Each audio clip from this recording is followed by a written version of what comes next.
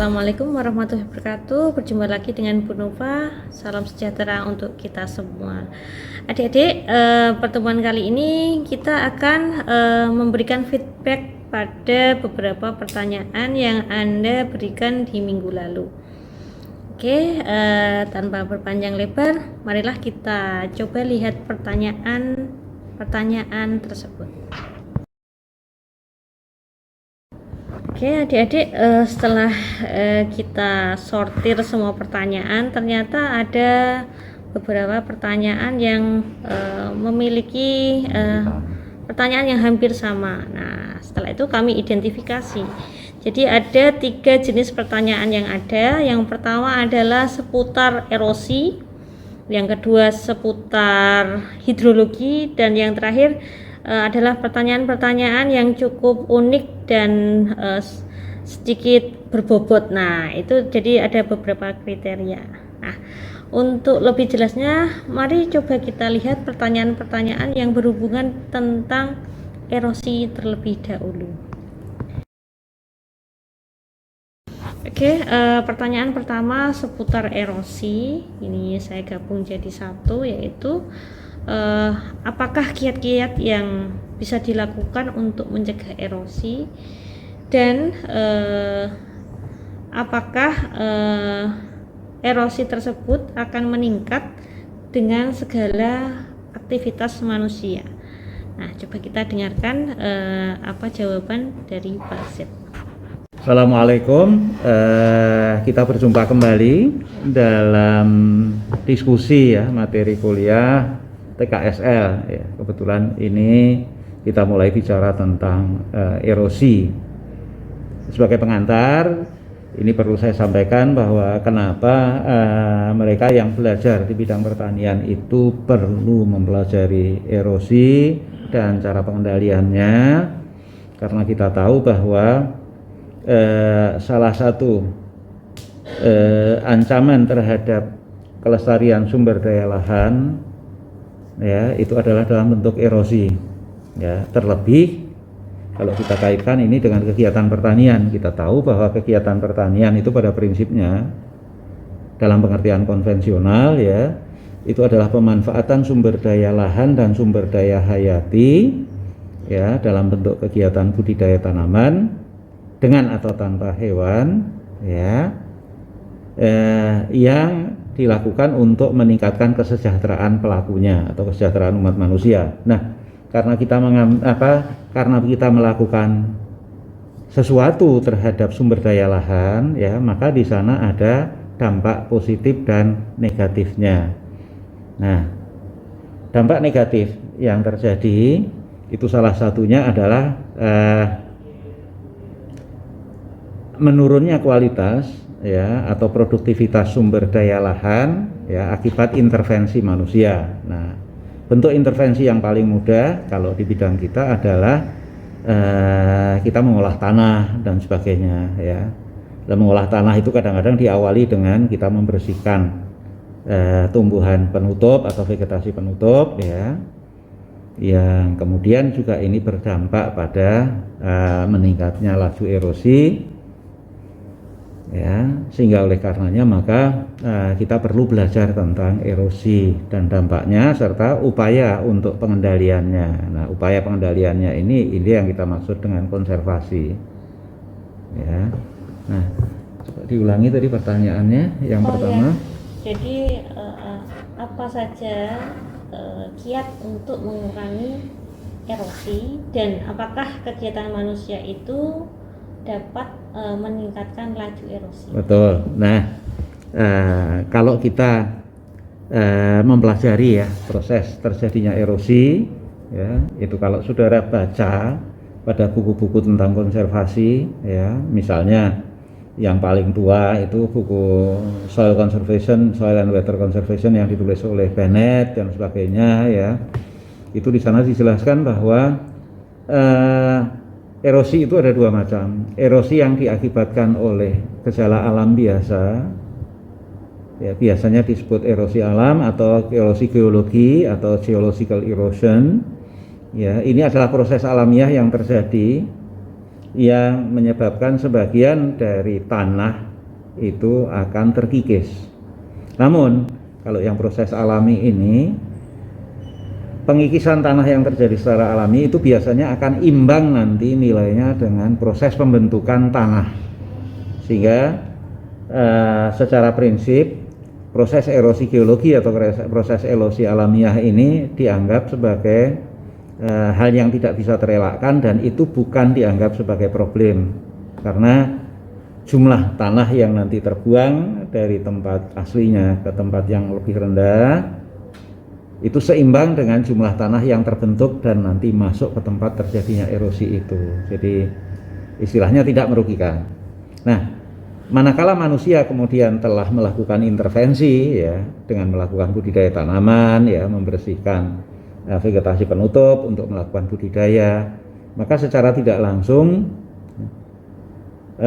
manusia itu telah merubah kondisi yang ada atau kestabilan yang ada, sehingga lapisan permukaan tanah atas atau topsoil itu dia menjadi terbuka terhadap paparan dari gangguan cuaca, khususnya kalau di wilayah kita yang terkenal sebagai tropika lembab atau basah itu oleh pukulan air hujan ya.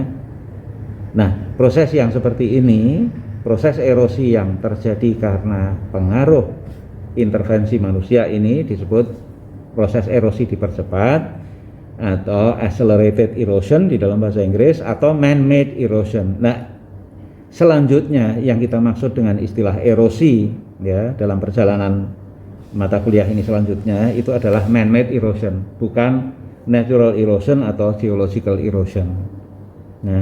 Nah kembali tadi, penyebab erosi itu ada, kalau secara alamiah itu agensi alaminya itu ada dua ya. Pertama itu penyebabnya karena air, kedua faktor alam yang kedua adalah karena angin ya. Kembali lagi, kalau untuk wilayah kita yang tergolong tropika lembab atau basah, maka yang lebih dominan adalah air, dalam hal ini hujan. Makanya hujan di tempat kita itu sangat berpotensi untuk meningkatkan laju erosi ya. Atau dengan kata lain, praktek intervensi manusia terhadap tanah, terhadap lahan itu sangat berpengaruh terhadap laju erosi, dan biasanya pengaruhnya positif ya. Semakin intensif ya intervensi manusia, maka ancaman erosinya akan semakin besar ya. Semakin berkurang intensitas gangguan manusia terhadap kondisi lahan, maka semakin kecil ancaman erosi yang terjadi.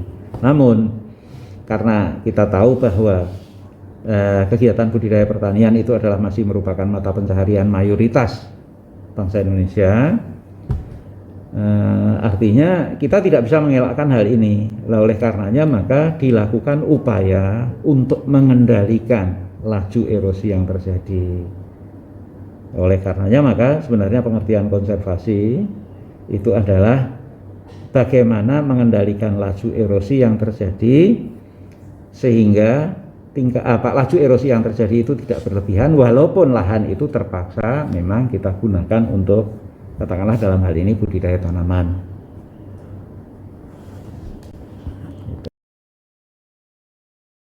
Oke, tadi tanggapan yang cukup menarik dan mudah dipahami menurut saya ya. Semoga saja adik-adik juga mudah memahaminya juga ya. Oke, pertanyaan berikutnya ini adalah seputar erosi gali dan rill ya. Ini ada pertanyaan, apakah erosi gali yang membentuk parit-parit dapat kembali seperti semula?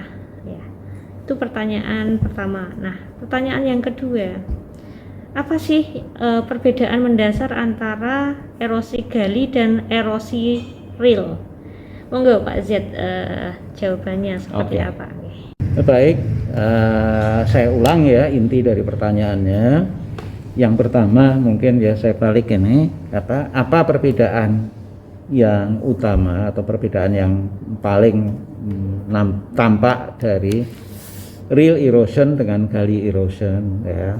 Nah, Kalau kita mempelajari tahapan proses erosi, ya, tentu saudara akan tahu, ya, pertama erosi yang banyak terjadi di tempat kita itu adalah erosi karena air atau hujan, ya. Maka tingkatan yang pertama yang terjadi itu adalah splash erosion atau erosi percik. Ya, erosi percik itu apa? Erosi percik itu adalah erosi di mana tetesan air hujan yang jatuh ke permukaan tanah yang tidak tertutup oleh vegetasi penutup, ya, rumput atau hutan atau apapun, dia akan memukul, ya, karena tenaga potensialnya yang tinggi, tanah lapisan atas atau topsoil, dan kemudian menghancurkan tanah itu menjadi partikel-partikel yang lebih kecil, ya. Yaitu namanya splash erosion. Splash itu artinya percik. Jadi seperti misalnya saudara mencurahkan air begitu, ya, ke permukaan, maka dia akan pecah ke segala arah. Nah, tenaga yang berdampak pada permukaan yang dikenai tetesan atau pukulan air itu yang cukup besar akan memecah bongkah-bongkah tanah yang ada menjadi partikel kecil-kecil. Nah, ini namanya splash. Kalau dia nanti hujan itu masih berlanjut, ya, maka kemudian akan terbentuk genangan walaupun sebagian air masuk ke dalam lapisan tanah yang lebih rendah, ya.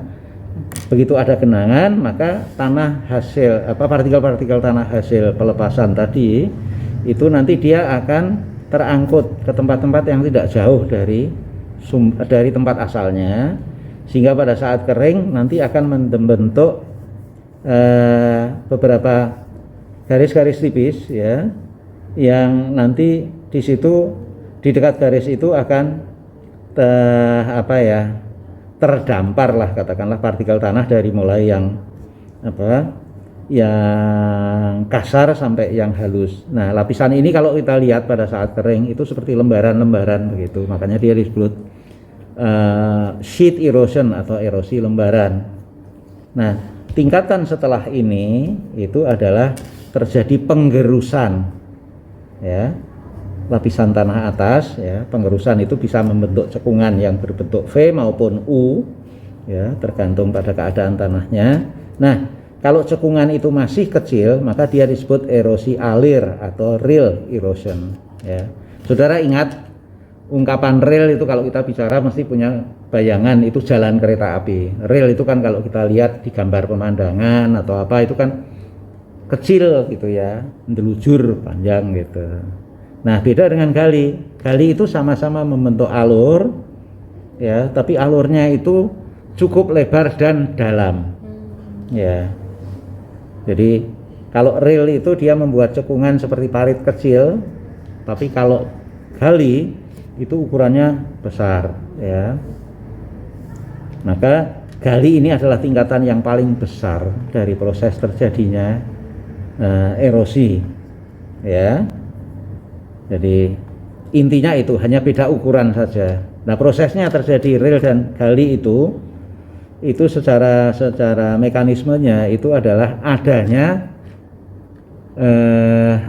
limpasan air, ya, adanya runoff, ya, dari daerah di atasnya yang mengangkut sebagian partikel tanah dan bahan lain yang terlepas dari daerah atas. Kemudian pada saat dia bergerak, dia mempunyai tenaga gerak atau tenaga kinetik yang dia bisa melepaskan lapisan tanah yang dilewatinya. Nah, oleh karenanya dia akan membentuk parit, ya.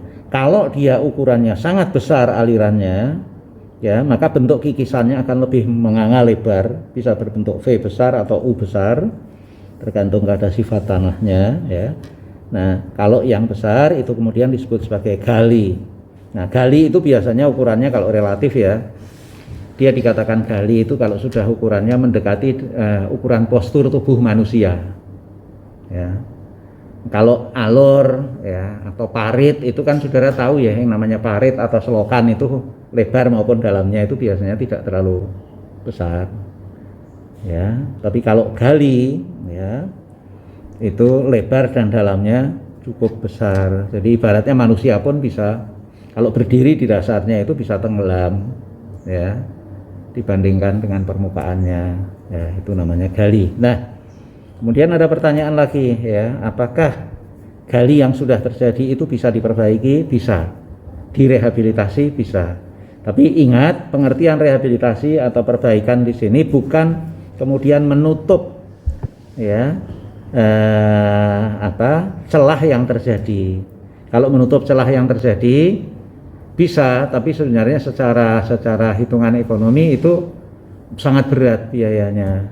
Nah, makanya kalau dalam proses rehabilitasi gali, yang penting adalah bentuk permukaannya yang U dan V itu distabilkan. Jadi misalnya tebingnya kiri dan kanan, ya, di atasnya itu diberi penguat tebing, ya, misalnya dengan ditutup semen atau apa, mungkin bahkan permukaan di dasarnya, atau kemudian dalam jarak tertentu, ya, itu kemudian diberi penghalang, ya, diberi penghalang untuk mengurangi laju aliran. Jadi kecepatan alirannya itu dihambat, ya, dengan dibuatkan penghalang berupa bendung atau apapun, ya. Bendung itu bisa berupa kayu, bisa berupa bendungan, ya.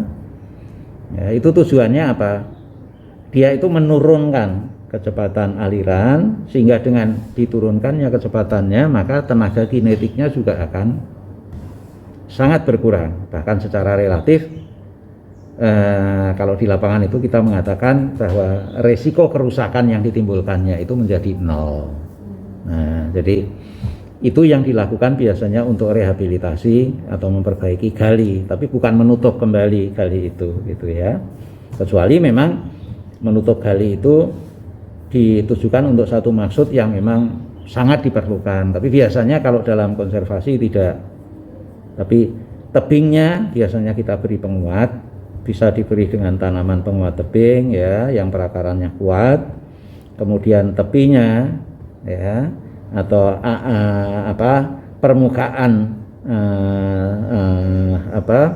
permukaan galinya di sebelah dalam itu kemudian bisa diberi vegetasi penutup atau diberi penghalang pada jarak tertentu, itu ya, sehingga kecepatan alirannya menjadi sangat kecil, sehingga tenaga merusaknya menjadi hilang atau nol.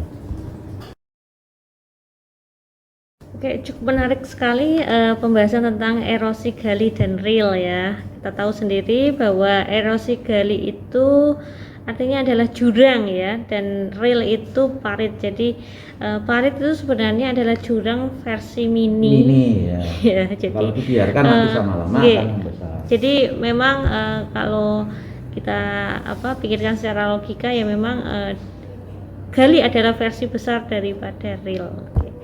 Oke, kita ke pertanyaan terakhir di bagian erosi.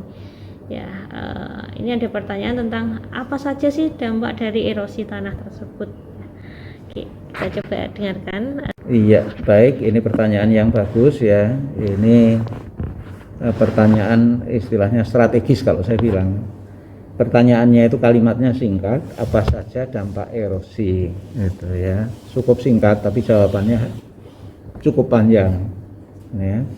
Seperti tadi sudah dijelaskan bahwa erosi itu adalah pengikisan lapisan tanah atas, ya, yang terjadi karena pukulan air hujan atau angin, ya, kebetulan di tempat kita itu adalah hujan, ya, atau kemudian pengangkutan aliran permukaan atau limpasan, ya, dari tempat yang lebih tinggi ke tempat yang lebih rendah, ya.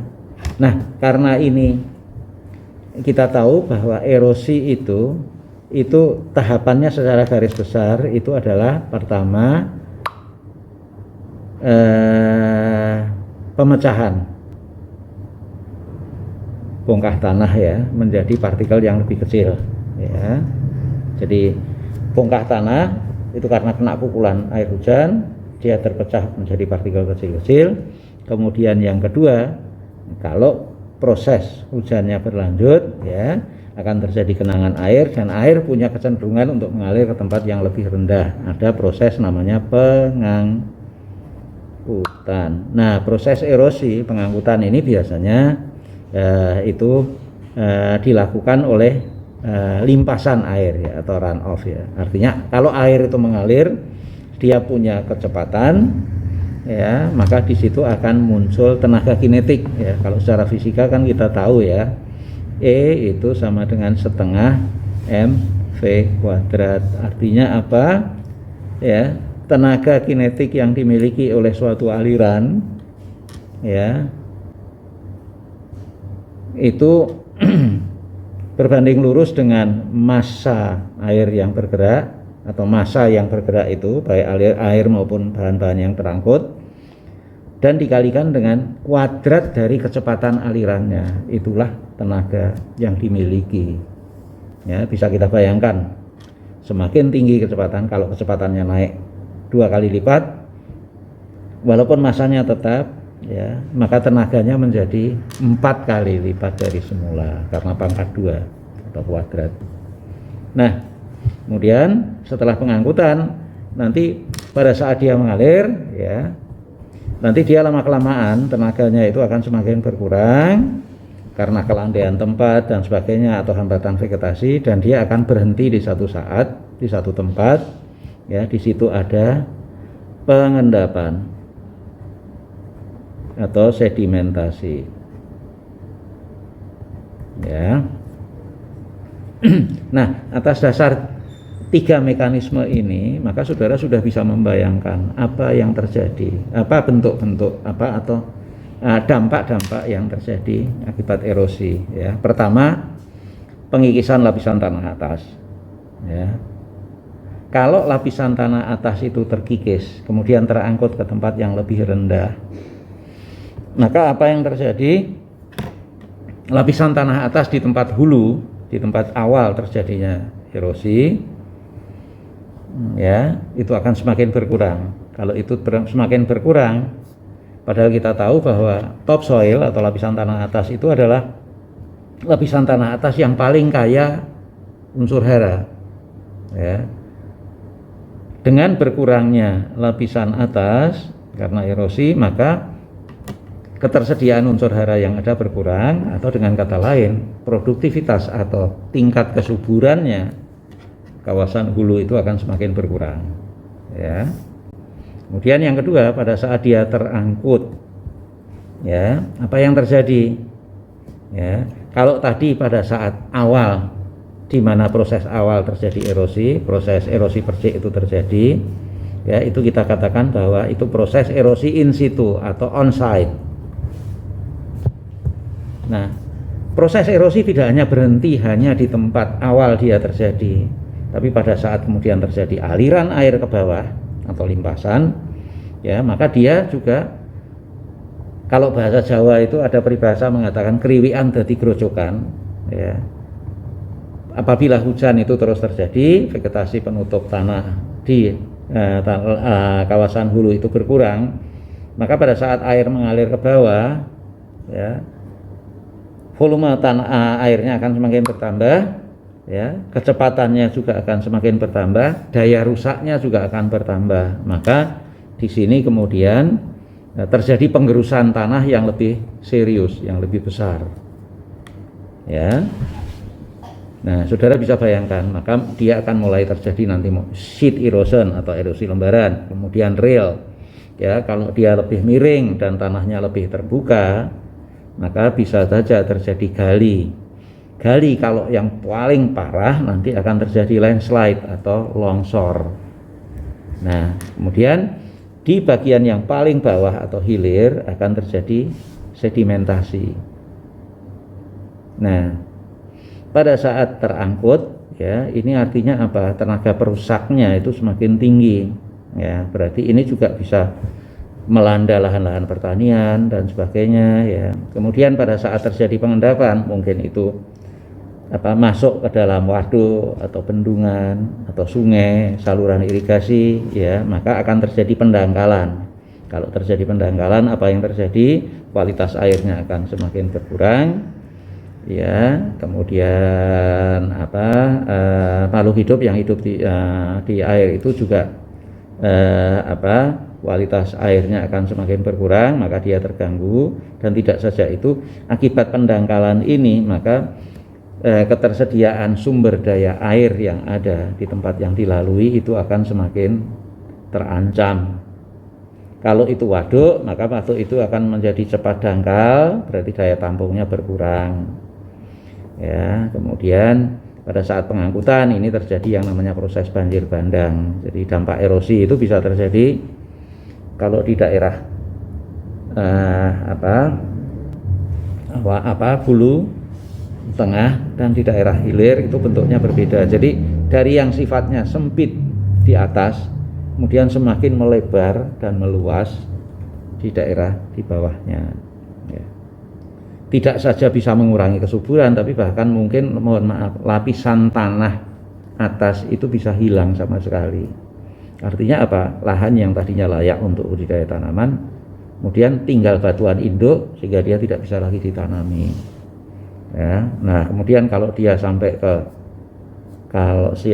kemudian mengendap di atau terjadi sedimentasi di saluran irigasi atau di waduk misalnya, maka umur ekonomi waduk itu semakin berkurang. Ya, hasil lain dari waduk itu, ya, perikanan dan sebagainya akan juga turun. Kemudian harus ada operasi tambahan secara periodik untuk menaikkan sedimentasi itu keluar. Ya, ini dampak luasnya banyak, gitu ya. Sampai tingkat ketersediaan air sumur masyarakat juga berkurang. Jadi erosi yang pada awalnya itu dampaknya kecil, semakin ke bawah dia dampaknya akan semakin besar. Dan ya, semakin menarik diskusi kita Pak Yed, namun kita mencoba ke pertanyaan berikutnya, yaitu tentang hidrologi ya. Jadi ada pertanyaan, apakah siklus hidrologi itu terjadi setiap hari atau setiap saat, atau hanya terjadi pada masa itu saja? Nah, yang kedua, berdasarkan pengertian tersebut, siklus hidrologi dapat dikatakan memegang peranan penting dalam kehidupan di muka bumi. Jika iya, mengapa hal tersebut bisa terjadi? Gitu. Baik, ini ada dua pertanyaan yang menyangkut daur hidrologi. Yang pertama, intinya adalah apakah daur hidrologi terjadi setiap saat, dan yang kedua, apakah daur hidrologi ini berdampak terhadap kehidupan, ya, khususnya kehidupan manusia. Ya, saya mungkin kalau boleh menjawab, akan saya jawab pertanyaan yang kedua dulu. Iya, gitu ya. Mengapa demikian? Dan nanti kita lihat untuk penjelasannya. Oke, sebelum saya menjelaskan, saya minta saudara-saudara sekalian juga pelajari apa itu yang dimaksud dengan hidrologi. Ya. Hidrologi itu adalah, saudara tahu, dari asal penggabungan dua kata, hidros dan logos, ya. Hidro itu air, logos itu ilmu. Ilmu yang mempelajari tentang peredaran air di muka bumi dan atmosfer, ya. Itu namanya daur hidrologi, hidrologi. Nah, jadi peredaran air itu dari mulai kita tahu, ya, dari permukaan air bebas, mungkin danau, laut, ya, karena pengaruh sinar matahari terjadi evaporasi, naik ke atas, ya, dalam bentuk uap. Kemudian pada saat dia naik, di atas ada partikel debu, ya, kemudian terjadi proses kondensasi, karena pada saat dia bergerak ke atas dia akan mengalami penurunan suhu, ya, karena pengaruh suhu sekitarnya, sehingga akhirnya membentuk nanti gumpalan baik dalam bentuk air maupun es, ya. Kemudian nanti dia akan tertiup angin, ya, misalnya dari permukaan air bebas yang besar, laut, dia akan terdorong biasanya ke arah hulu daratan, ya, sampai nanti dia akan naik di atas pegunungan, ya. Kecepatan angin itu pun nanti semakin lama akan semakin berkurang, ya. Pada saat dorongan ini berkurang, maka dan awan itu semakin banyak, semakin tebal, maka pada satu saat, ya, dia akan jatuh. Ya, pada saat dia jatuh itu namanya terjadi presipitasi, ya, turunnya partikel massa air dari atmosfer menuju permukaan bumi. Nah, setelah sampai ke permukaan bumi, ada yang kemudian tertahan oleh vegetasi penutup, ya, kemudian mengalir pelan-pelan sampai ke permukaan bumi. Ada yang kalau tidak ada vegetasi penutup, dia akan masuk ke lapisan tanah atas, ya, kemudian dia menambah lengas tanah atau kadar air tanah atas sampai pada batas tertentu, sampai pada batas kemampuan penahanan lengas maksimum. Nah, kalau itu sudah terjadi, maka dia sudah jenuh, ibarat tangan, maka tanah atas ini tidak bisa lagi memegang air yang masuk ini yang terjadi lebih lanjut. Maka air yang masuk kemudian itu akan mengalir ke lapisan lebih bawah, terus ke bawah sampai ke lapisan kedap. Nah, ini yang kemudian membentuk air tanah, dan proses masuknya air ke bawah dari lapisan topsoil menuju ke air tanah, ini namanya perkolasi. Jadi ada dua proses, ya. Ada 3 proses. Yang pertama adalah presipitasi, jadi turunnya massa air dari atmosfer ke permukaan bumi. Kemudian nanti ada yang diserap untuk menambah kelembaban atau kebasahan pada lapisan tanah atas. Karena dia sudah sampai mencapai batas maksimumnya, kalau masih ada tambahan lagi dia akan turun ke bawah. Nah, yang masuk ini namanya infiltrasi, ya, yang mengisi lapisan tanah atas. Kalau dia melebihi itu, maka air yang selebihnya itu namanya adalah perkolasi. Jadi perkolasi itu aliran air vertikal yang meninggalkan lapisan tanah atas menuju ke air tanah. Setelah sampai ke lapisan kedap, maka dia akan terkumpul, kemudian dia akan mengalir ke arah yang lebih bawah, nanti muncul sebagai mata air, sungai, kemudian ke massa air bebas yang besar, bisa ke danau, bisa ke laut, nanti terulang lagi proses penguapan. Karena ini terus berulang-ulang, maka dia disebut membentuk siklus atau daur. Ya, daurnya itu disebut daur hidrologi atau siklus hidrologi. Daur hidrologi atau siklus hidrologi ini adalah suatu hukum alam, atau kalau bahasa agamanya sunatullah, ya. Dia tidak akan berubah. Nah, yang akan berubah itu hanya bagian dari komponen-komponen proses daur hidrologi itu. Jadi seberapa yang menjadi yang masuk sebagai infiltrasi, sebagian berapa persen yang masuk menambah air tanah sebagai perkolasi, berapa yang kemudian mengalir ke permukaan yang lebih rendah sebagai run off atau limpasan. Nah, itulah yang komponen-komponen dari daur hidrologi. Nah, manusia hanya bisa mengubah, ya, proporsi atau perbandingan yang terjadi. Jadi misalnya kita bisa meningkatkan infiltrasi, ya, dengan cara penggemburan tanah dan sebagainya, ya, kemudian pemberian vegetasi penutup yang baik sehingga tanah itu berkesempatan untuk masuk ke topsoil lebih leluasa, ya.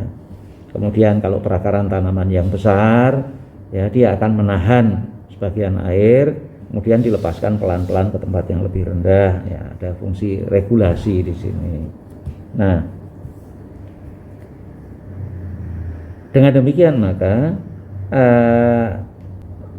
manusia itu hanya bisa mengubah proporsi dari komponen-komponen daur hidrologi. Kemudian pertanyaannya, apakah daur hidrologi itu terjadi setiap saat? Iya. Dalam artian begini, gejala yang terjadi peredaran massa air, ya, dari permukaan air bebas naik berupa uap, kemudian membentuk awan, kemudian turun, nanti kembali ke permukaan air bebas lagi, ya.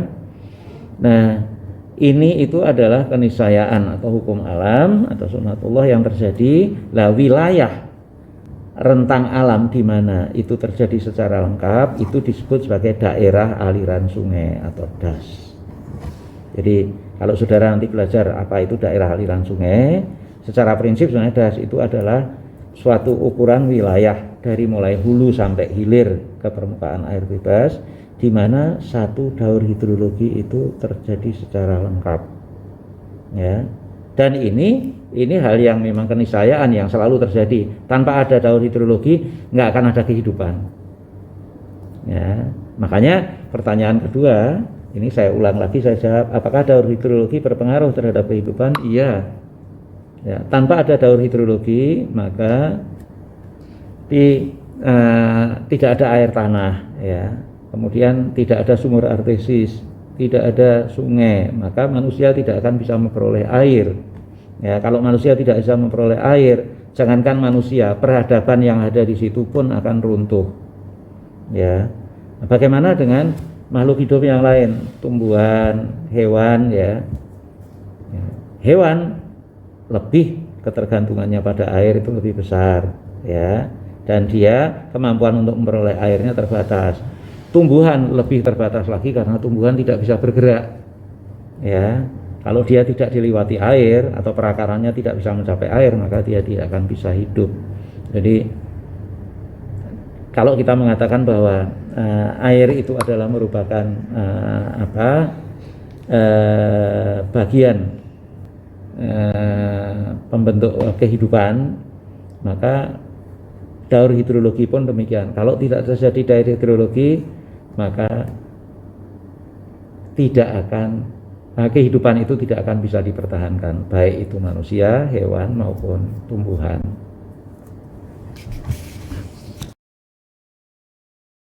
Terima kasih jawabannya tentang seberapa sih pentingnya siklus hidrologi, ya.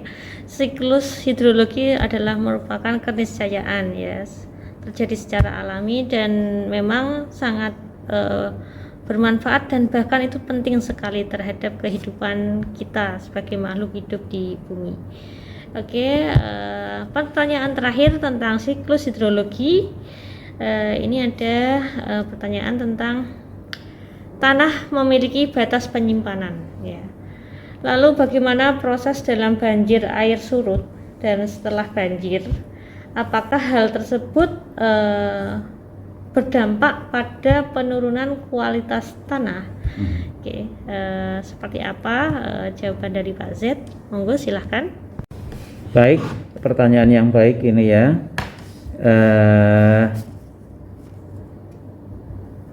Tanah memiliki batas penyimpanan dalam hal ini penyimpanan lengas atau air, ya.